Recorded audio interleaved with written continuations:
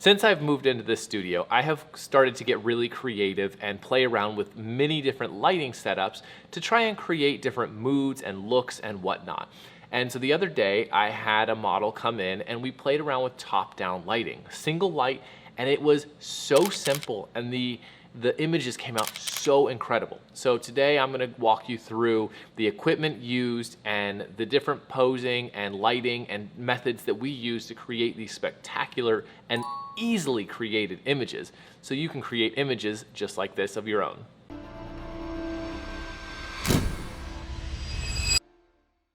My name's Will and welcome back to the channel. Always good to see you. Today, like I mentioned, we are going to go over a basic one light setup because let's be honest, I'm kind of lazy when it comes to lighting. I like it very simple and easy so anybody can really recreate these images.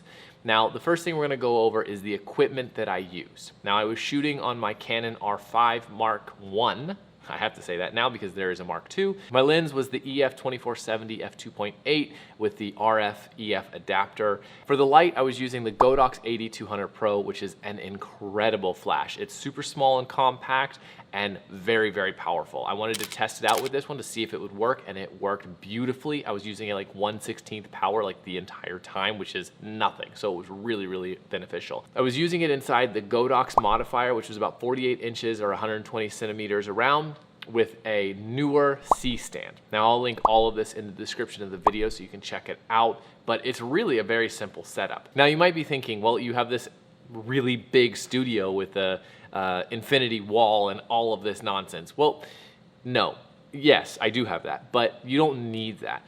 Honestly, you could get some Savage backdrops, like the white paper backdrops, which I used a lot before I had this, and you just get those, you set it up. The only thing you really need is kind of a taller ceiling so you can get the modifier up.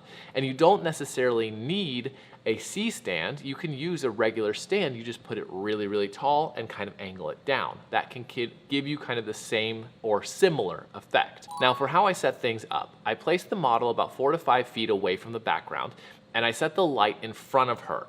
Now, the modifier was straight down, and I put her at the back edge of the modifier. So the modifier wasn't above her directly, it was in front of her, and her face was at the back edge of it. That way it was very feathered. Then, rather than doing the light straight down, I tilted it up a very small, slight degree, so it's kind of shooting at her. This way you get a catch light in her eye. Otherwise, you kind of get flat eyes, and I wanted a little bit of a glow. Power-wise, I was simply using about 1/16 flash power, which worked really, really well. It wasn't overly powerful, and it made these really, really nice bright images that gave this really nice fall-off shadow that just came out spectacular. Now, to keep the same look, I adjusted the light here and there. Rather than keeping it completely top down in the same position, as I moved the model into different positions, like on the floor or on the chair or anything like that, I would move the light so it was still top down, but it was still angled a little bit more. This way we didn't get flat light on the model. We still had that nice soft fall off of the shadow. And you can see I'm putting up images here so you can see the difference. And then we got a little bit creative, and I grabbed a V-flap. And I used the black backdrop and I put it behind her.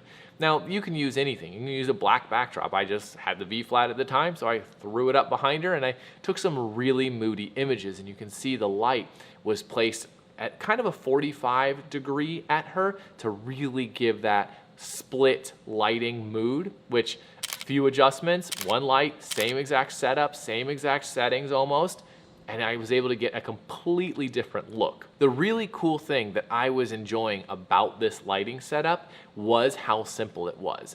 Taking this one light, and by the way, this modifier is incredible. The softness of it was just magical, and everything just looked so good. Like I was really impressed with it myself, it being the first time I had done this lighting. So for the editing, I kept it really, really simple. I didn't do too much because here's the before right out of camera, and then here's a little bit of the editing.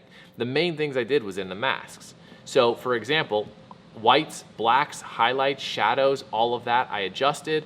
I did a little bit of calibration here, and I did a little bit of the color mixer. I mean, very little, let's see, not much at all, just to kind of even out the skin tones.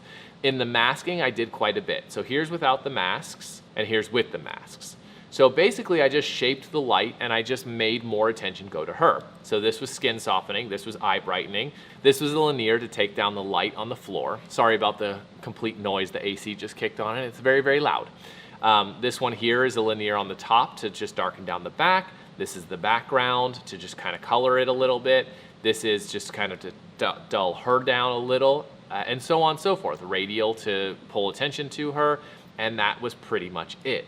Then afterwards, I took these images to Photoshop and I did a little bit of retouching and sharpening. So here is this one, and then here is the same one retouched and clean and a little bit more edited.